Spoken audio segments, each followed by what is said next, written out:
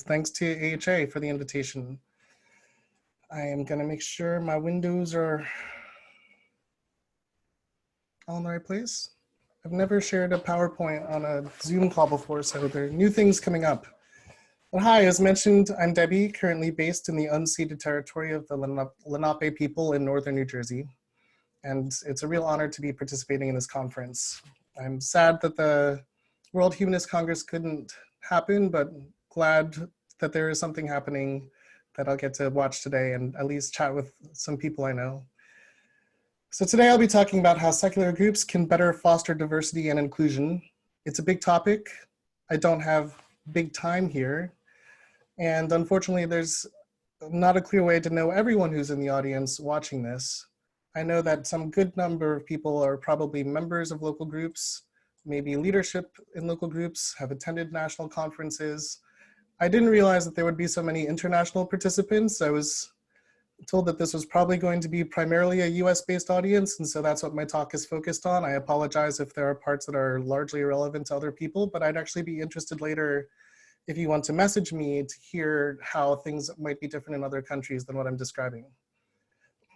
So we'll talk about a few broader ideas first. I'll share some data that opens up probably newer information for some of you that were unfamiliar with it about non-religious communities.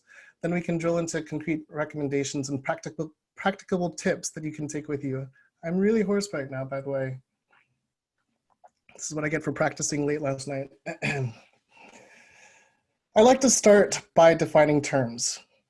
So we were talking about defining terms. Diversity and inclusion. What do we mean when we talk about diversity?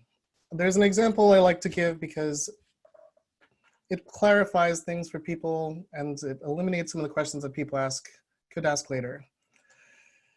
And that involves these. That is a single solitary Lego. One Lego block, just one. We can't comment on the amount of diversity in this picture because there's one item in it. 2 Legos. Not diversity. Not a large enough group for us to say much about this group, right? You need to have a group before you can start drawing any conclusions about the amount of variety in that group. If you have 2 things, not so much. If you have 1, you can't say anything about the diversity or variety in that group. The word diversity is talking about difference among or between things, variety. So this group doesn't have a lot of that, right? This is what a group of diverse Legos, a variety of Legos looks like. That's pretty easy. We know Legos. That's a lot of different Legos. So when we talk about people, we can't say anything about the diversity of this fellow. This is a mistake that I think a lot of people make, which is why I wanted to clarify if there are questions. When we see the other 13 speakers at the conference that this fellow happened to be speaking at, though, we might start to have some questions. Like, really? Can that be my question?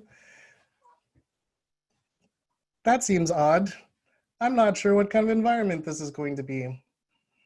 So this is the kind of thing where there's nothing wrong with each individual unit in this, but if you're bringing a group together and you don't see a lot of variety of kinds that you would expect to find in a group of 14 people who are presenting on things like science, that can bring up some questions, right? Right, thanks. That's what that group looks like to me. So when we talk about diversity, there are a lot of different kinds of characteristics that we can take into account. Oh, there's windows everywhere. Some things aren't as apparent from the visual test, but when we look at a group like this, or we walk into a room, a community group or anything like that, and we assess like, what kind of group is this? Will I find peers? Will I be comfortable here? Is this something that I want to return to? The first things that stand out to us, of course, are age, race, and apparent gender, right? If it looks like the speaker list for the other conference, we make some assumptions about the kind of place it's going to be, how comfortable we might be, how welcoming it might be. And we do this naturally. One that's relevant on here, one factor that we can take into consideration when considering diversity in a group that's not as apparent from the visual test, but is actually quite relevant for a lot of humanist communities, is class. Things like wealth, educational background, and the like. We don't talk about that as directly as much as I would think, but let's leave that to the side for now. There are a lot of slides and not as much time. So let's talk about inclusion real fast.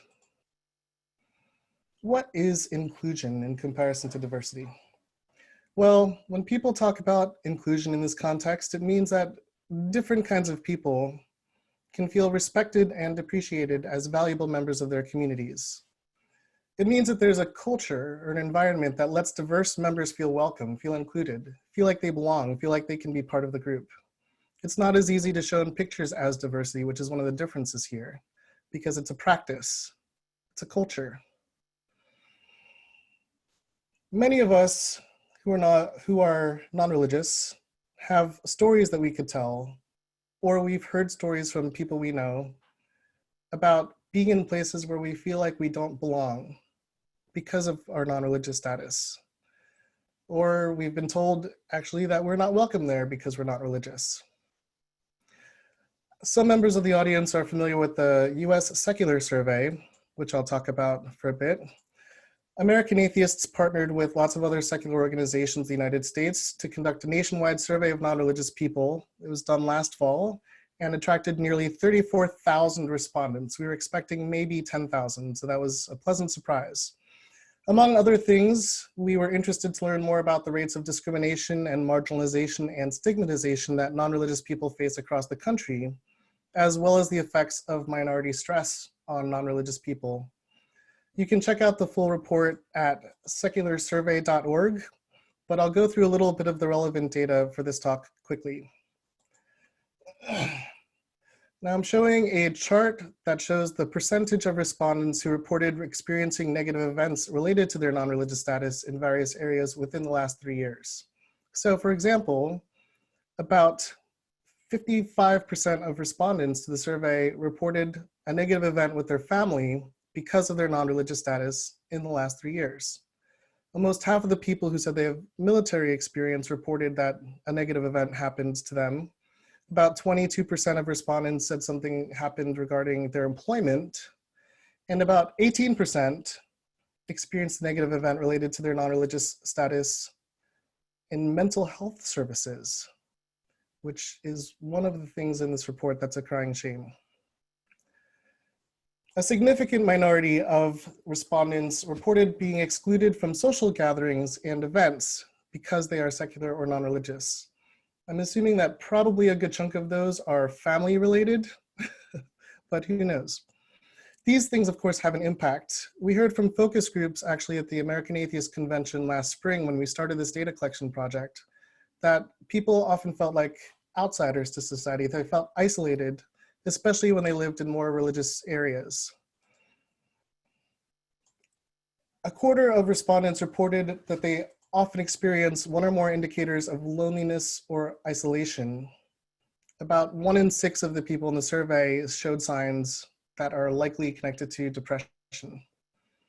Those who had unsupportive families were much more likely to screen positive for depression in the test, 71% more likely if their family was not supportive. Non-religious people, as we might expect, who live in the areas with the highest rates of religiosity in the country, which for the US was the South, kind of the Southern Midwest, and Utah and Idaho. Non-religious people who live in those areas face greater rates of discrimination and stigma and had higher rates of concealing their identity from others than people in other states. We, of course, this is the stigma by state graph. The two charts for the two maps I displayed that showed darker purple for high stigma faced by non-religious people and the areas with highest religiosity looked very similar. So those correlate pretty strongly. We also saw disparities in the survey related to various subpopulations. For example, Black participants were 3 times more likely than other participants to be physically assaulted because of their non-religious status. They were about half as likely to have supportive parents. Young people were 3 times more likely to be depressed and 5 times more likely to be physically assaulted because of their non-religious status.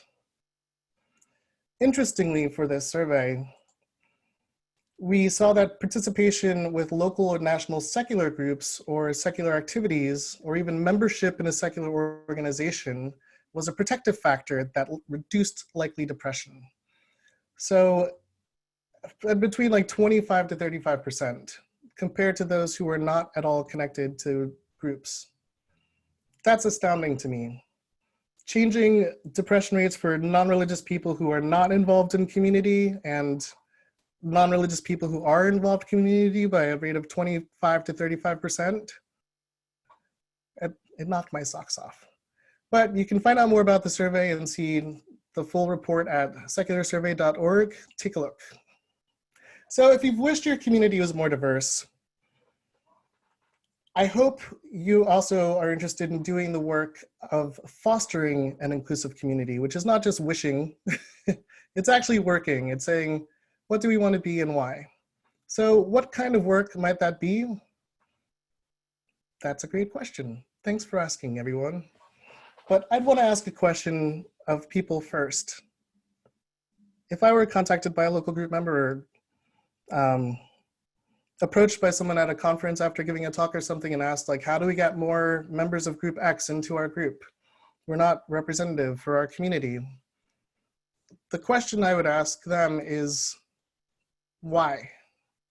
Why do you want more members of this group in your community?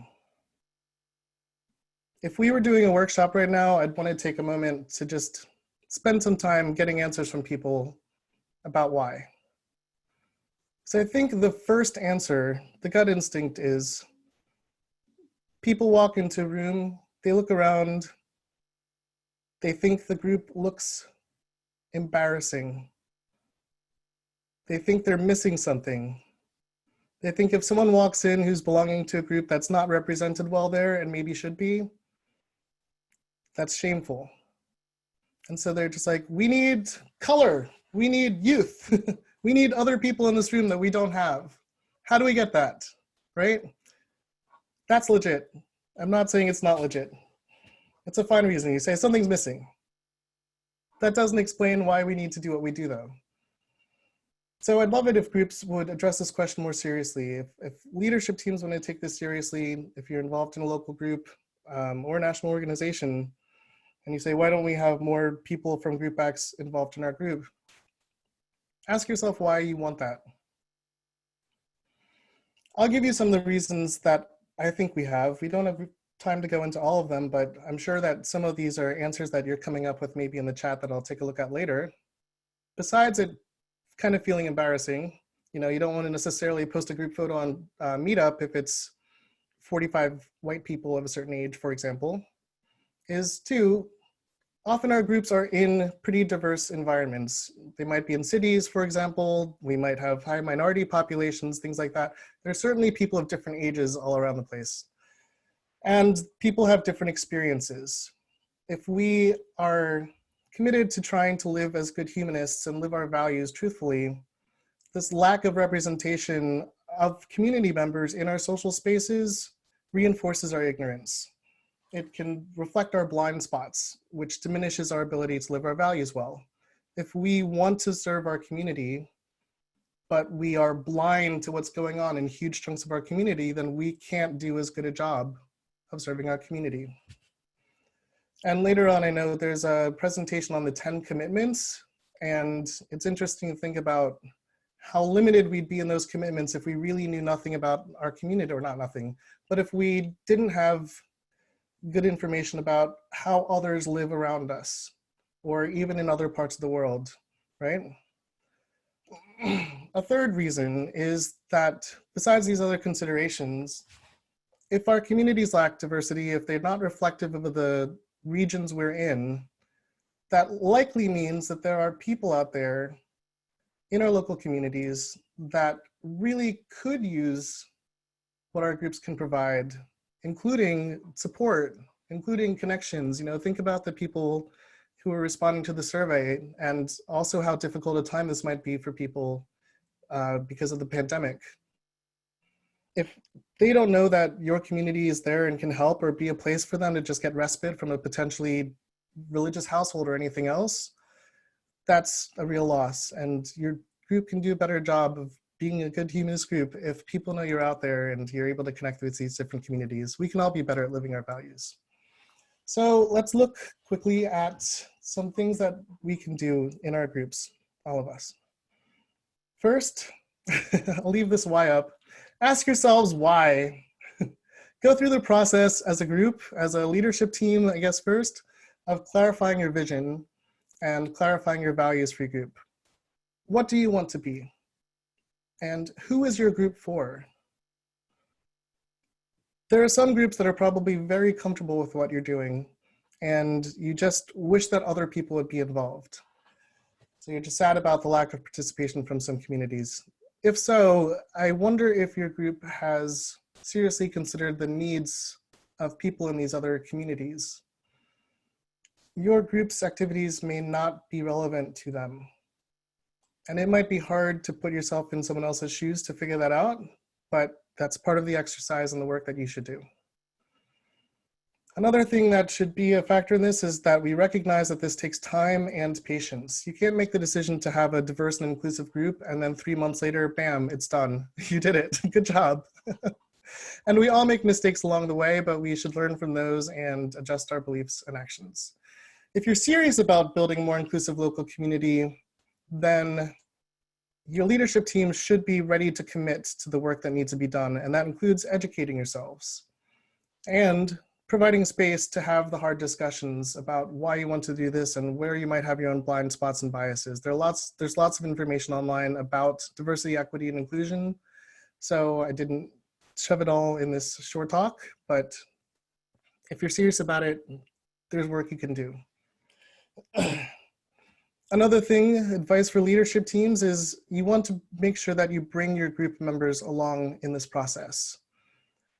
You should create opportunities for your group members to provide feedback, and also for your event participants to provide feedback and to share their own visions for what they want the group to be. After all, culture is not just something that is decided at the top and then communicated to the members. It's something that you build together as a group. You also don't want to make decisions without their input because they have perspectives that you might not have. You can survey your members to learn more about their interests and needs, and you might even want to do focus groups as well. Maybe bring in women between 20 and 40 and students and people between 65 and 85 and all different kinds of groups, and have them meet in small groups or in Zoom meetings to talk about what they envision the group can be. If it was as successful as they wanted it to be a year from now, what would it look like?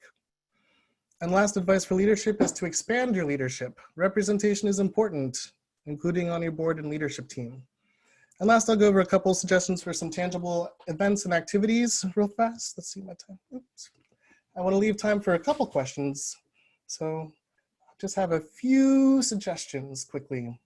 First, recognize that you need to do things differently if you want to get different results. That seems obvious, but a lot of groups don't do it. I've been in groups that didn't do it because it's hard. There's a lot of inertia because you get used to doing things one kind of way. But things won't change unless you try to do things differently.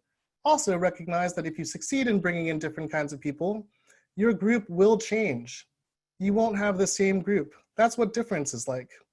If you succeed at bringing in 25 students, college students, to every meeting, and you're not used to having people under 50, your group is going to operate a lot differently. The culture will shift, and you need to be comfortable with that. Also, make sure you diversify your programming. At American Atheists, we have a program that we call ACES that goes over the 4 major functions of community groups and provides resources along each one. That's A for activism, C for community, E for education, and S for service. Different kinds of activities appeal to different people. Another suggestion that's kind of connected to that is to consider the cell model, which comes out of ministry. Cell as in like biology cell. Little parts that make up a whole. Not all group meetings should be for all members. That's a funky kind of status quoism.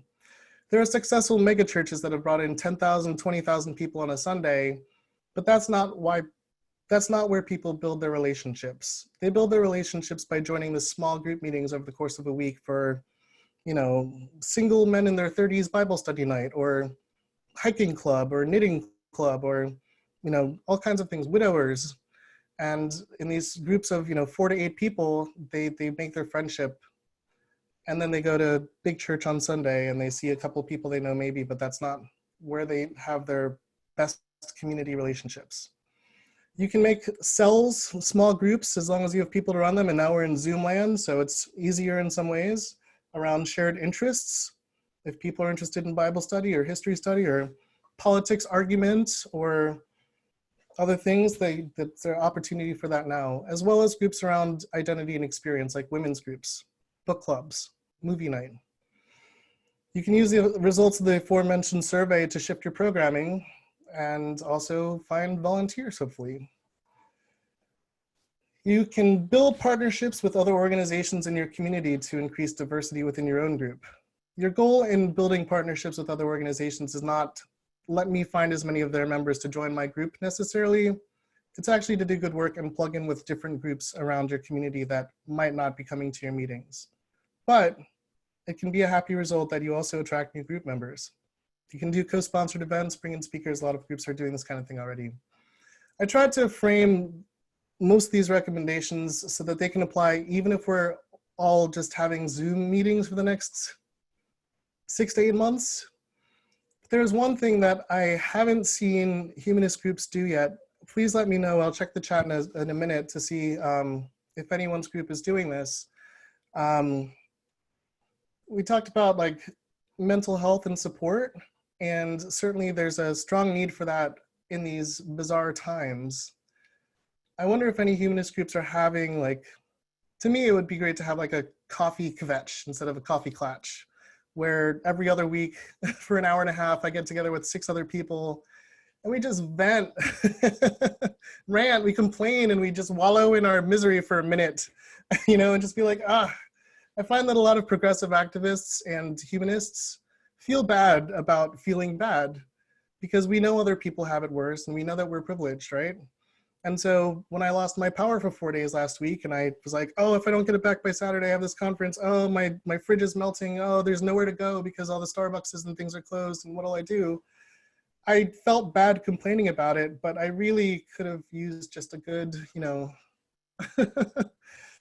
outlet of that, and people to be like, oh yeah, that sucks. That's really inconvenient. That's really hard. So that's what I imagine would help me sometimes. There might be other spaces for that, for higher level support and things, small meetings, maybe 5 to 8 people of support sessions that we could do on Zoom. But in all seriousness, no, though, the secular survey charts and the input from participants and just the state of the world right now and how people are feeling and doing in these weird times, the levels of anxiety and stress that are reported and everything else make me think, like, if you don't have a religious community, if you're on the outs with your family, if you live in a difficult area and you're worried about politics and everything else, providing support is a really important thing that humanist groups can do. And so I'd be excited to know if any of your groups are doing it. And if not, I think it's something we should seriously consider to really live our values. So I'll end there. I know I was weird with the tech at first, and I should close my display. Did that work? Maybe there's time for a question. There we go. So we are just about out of time. We did have lots of questions. We had some questions about disability rights. We had some questions about LGBTQ rights and why we don't seem to have anybody in the chat who's, Debbie, I think you're still screen sharing. No. Why there was nobody, there we go. Why nobody or so few people in the chat have identified themselves as they, them. I don't know if you want to respond generally in one answer to both sorry, if you can say something about disability rights generally and LGBTQ rights generally, whether humanist and atheist spaces are welcoming to them or not. Those were the gist of the question. I honestly think that, broadly speaking, the LGB part of LGBTQ has generally been more accepted in humanist spaces than in the broad community. That doesn't mean it's perfect, but historically and currently, there's been more acceptance. Many of the leaders in humanism have been members of the LGBTQ community. There have been some interesting splits, particularly when you include the international scene. It seems particularly in the UK right now, from humanists who are concerned about, in particular, transgender women and transphobic and bigoted. So that can be a difficult area, not as much within humanist groups that identify primarily as humanists, but definitely in some of the overlapping spheres of groups like the skeptic community, and it's not as much in atheist groups, but it's here and there.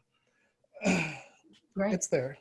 So as for they, them, I identify as non-binary, and I don't actually have strong feelings about pronouns myself, which is why I almost never tell people what pronouns to use for me, because it's not an important thing to me personally. I know it's important to other people, and I respect that. It's not to me. Right. Well, I guess that's what's important, right? Respecting what, how people want to identify themselves.